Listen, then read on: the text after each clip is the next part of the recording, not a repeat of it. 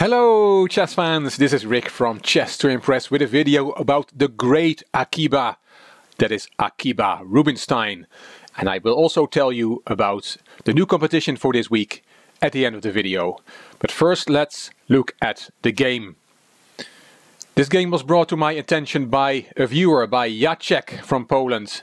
And Jacek writes, I think Rubinstein is a silent hero of chess and he should be honored somehow by the Chess Society. Maybe your video about this amazing game and a few words about Akiba Rubinstein could be such a monument for this great master of the king's game. Beautiful words from Jacek. And let me also quote what the great Garry Kasparov says about the great Akiba in his book, My Great Predecessors. Let me quote you a few lines.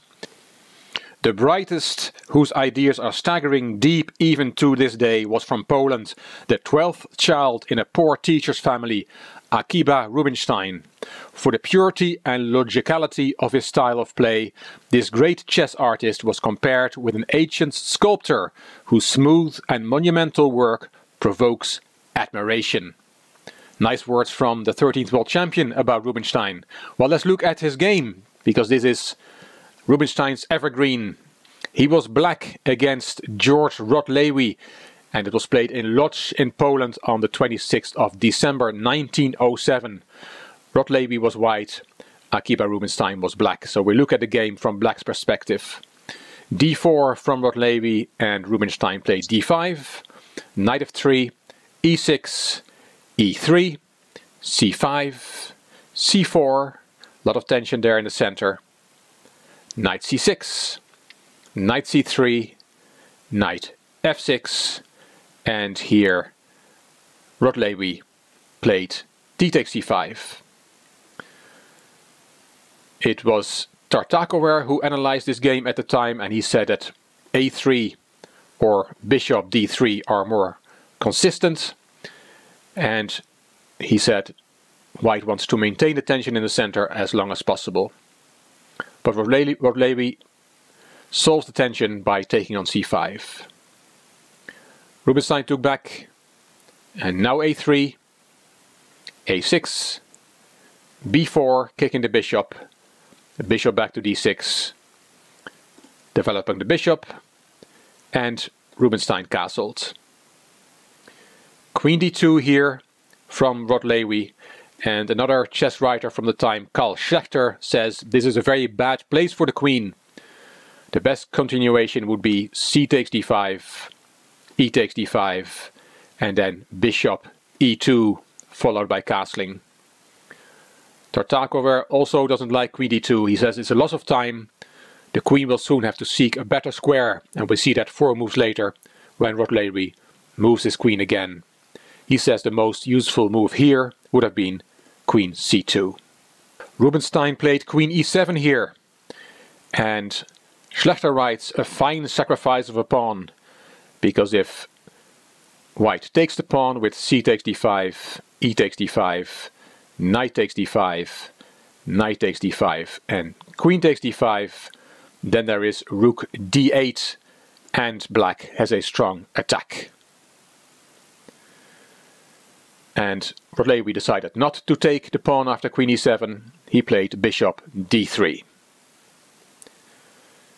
d takes c4, bishop takes c4, and b5, kicking that bishop.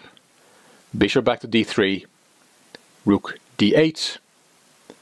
And now queen e2. Remember that queen had gone to d2, and both commentators said the queen was not well placed there. And Rotlewi agrees and plays it now to e2. But has lost a move that way. Bishop e7, Rotlewi castled, knight e5, the knight was taken, and the bishop took back. Now black is threatening to win a pawn by taking on h2, and if you then take back with the king, there is queen d6 check, and you are attacking that bishop twice, so you win a bishop back and will win a pawn. So white's next move provides against this, but it loosens the kingside defenses somewhat. White played f4 to take bishop takes h2 out of the position. Bishop went back to c7, e4, rook ac8, bringing his last piece into play. All pieces want to be at the party. e5 from Rod Lewy. White is underestimating black's attack. There's bishop b6 check, and if you ever want proof of the power of the bishop pair, have a look at these two black bishops shining through white's position. King went to h1, and now a very strong move from Rubinstein. Knight g4. Yes, that knight can be taken, but it's not good. After queen takes g4, rook takes d3, black has a very strong attack with all his pieces. Also, bishop takes h7, check first to win a pawn, king takes, queen takes g4, and then rook d2 is not playable for white. So in the end, white decided on bishop e4. And there comes queen h4, threatening checkmate on h2.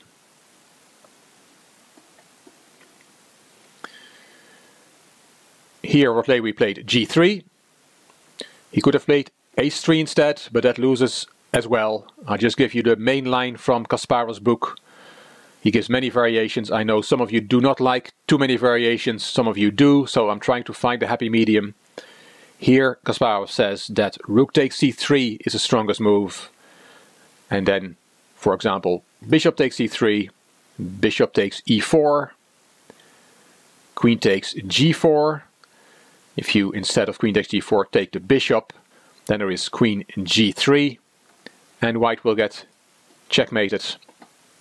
After queen takes g4, there is a queen swap, and then rook d3, threatening rook h3, checkmate. So king h2, and rook takes c3. Black has two monster bishops for a rook, and is winning here. So all that after h3, which was not played. Rod Lewy played g3.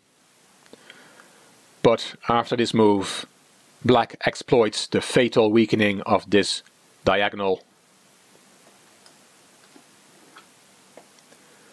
Rook takes c3 by Rubinstein, and Romanovsky, another writer, says one of the best combinations ever made. Black's next uncommonly spectacular move reveals the depth of Rubinstein's combinative idea. Combinative, I think, is the right pronunciation. White has to take the queen, because if you do not take the queen, then, for example, bishop takes b7, rook takes g3, doesn't work for white, or otherwise, bishop takes e3, bishop takes e4 check, queen takes, and queen takes h2 is checkmate. So all that doesn't work, so after rook takes c3 you have to take the queen. G takes h4. And now look at this move. Rook d8 to d2. And there are two other writers, Razuvaev and Murakveri, who say such moves bear the stamp of eternity. Black is a queen down and nearly all his pieces are en prise. And that is true.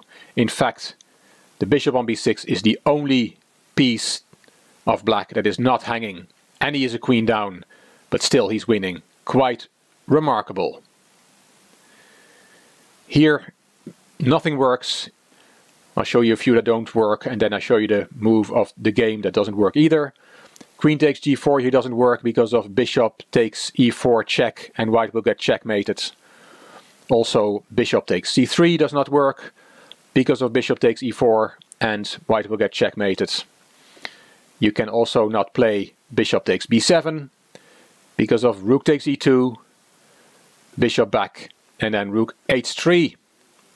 And again, white will get checkmated.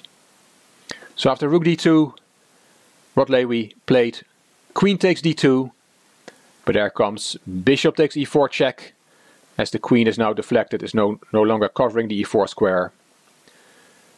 Queen g2 interposing, and after rook h3, the final move of the game, white resigned. And this is Rubinstein's masterpiece. Of course you have to resign here, because after queen takes e4, rook takes h2 is checkmate. So there's nothing more to play for, nothing to be done. Quite amazing. Jacek, thank you very much for bringing this game to my attention. And it's quite shameful that I've made 236 videos for Chess to Impress and have not covered this game yet. But better late than never. And now the competition for week 5. It was Jens Erik Beck who won competition of week 4. He won this chess book, New Weapons in the King's Indian. Hope you like the King's Indian, Jens Erik. But for week 5 we will do something different. We will not do a question. On the first 4 weeks I asked you what your favorite piece was and your favorite chess player and what you liked about chess. But now we're going to try a live stream. And we try a live stream on the Lichess website. So the link of Lichess is there. You can go there and create an account if you have not got one already. It's very easy to do. And then the idea is that on Sunday, November the 5th, on 7 p.m. GMT, which is 2 p.m. Eastern Standard Time, I will do a live stream on YouTube. So I will be on Chess to Impress, streaming live, and then I will organize a little tournament on Lichess. And if you want to be part of that tournament, you can. You could go to Lichess, enter the tournament. I will explain on the live stream how it works. And if you don't want to, but just want to watch the tournament go on, that's fine as well. Join me then on YouTube. And there will be a comment section there. So if you put in a comment there, you can ask me a question, you can tell me something, or I can ask you a question. Then you will be in a raffle to win this book. And it's a beautiful book. It's about San Luis 2005, the FIDE World Championship won by Veselin Topalov. A beautiful book. And as I said, I will raffle it amongst the people who will join me for the live stream on Sunday, November the 5th. Of course, that time does not suit everybody. From the statistics, I can see that there's people from all over the world who watch my Chess to Impress videos, for which I'm very grateful. So I will do a second one at a different time on Monday, November the 6th, which is at 11 a.m. GMT, which is 6 a.m. Eastern Standard Time. You have to work out for yourself what time that is where you are. So I will do a second 1-hour live stream on that date, at that time, to give other viewers a chance to join and be in the raffle for that San Luis 2005 chess book. So hope to see you on Sunday the 5th or Monday the 6th. I will send a little announcement video out a couple of hours before the live stream is due, and let's see what that hour will be like. I've never done it before, so I'm looking forward to do it, and I'm looking forward to meeting you virtually on YouTube live stream. Hope you enjoyed this video. If you did, please give the video a thumbs up. Please subscribe to the Chess to Impress channel. Please leave a comment. And if you liked the video, it would be great if you could share it on social media. You also may want to check out my Chess to Progress channel. The link is in the description box, as well as a link to the Lichess website. So I hope to see you at the live stream on Sunday or Monday. Thank you for watching.